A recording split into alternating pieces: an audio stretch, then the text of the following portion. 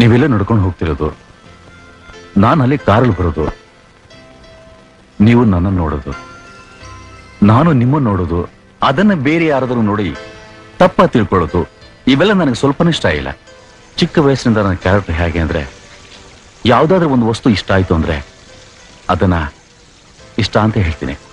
ಅದೇ ತರ ನಿಮ್ಮನ್ನು ನೋಡಿದೆ, ಇಷ್ಟ ಆಯ್ತು, ನಿಮ್ಮ ಹತ್ರ ಹೇಳ್ಬೇಕು ಅಂತ ಬಂದೆ. I love you.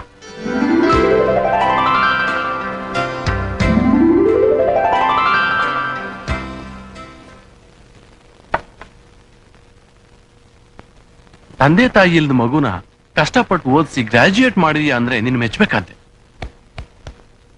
ನನ್ನ ತಮ್ಮನ ಗ್ರಾಜ್ಯುಯೇಟೇ. ನಮಸ್ಕಾರ. ನಿನ್ನ ತಂಗಿನ ನಮ್ಮ ಮನೆ ಸೊಸೆಯಾಗಿ ಮಾಡ್ಕೊಳ್ಳೋದಿಕ್ಕೆ ನಮ್ಗೆ ಸಂಪೂರ್ಣ ಒಪ್ಪಿಗೆ ಇದೆ. ಆದ್ರೆ ಒಂದು ಕಂಡೀಷನ್.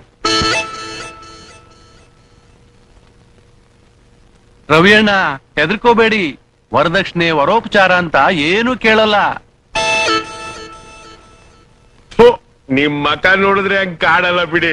ಆದ್ರೆ ನನ್ಗೊಬ್ಳು ಸೂಪರ್ ತಂಗಿ ಇದ್ದಾಳೆ. ಅವಳನ್ನ ನೀನ್ ಮದ್ವೆ ಆಗೋದಾದ್ರೆ ನನ್ನ ತಮ್ಮ ನಿನ್ ತಂಗಿನ ಮದ್ವೆ ಆಗ್ತಾನೆ.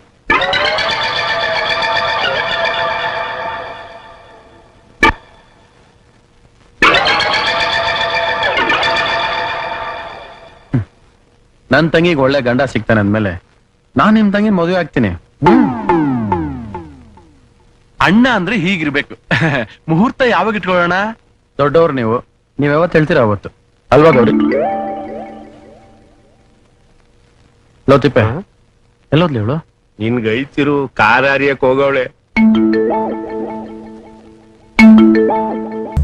ನೋಡು. ಅಯ್ಯೋ,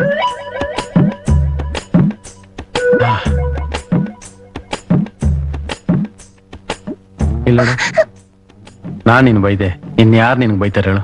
ಊರ್ನವರೆಲ್ಲ ಬೈಯಕ್ಕಾಗತ್ತಾ?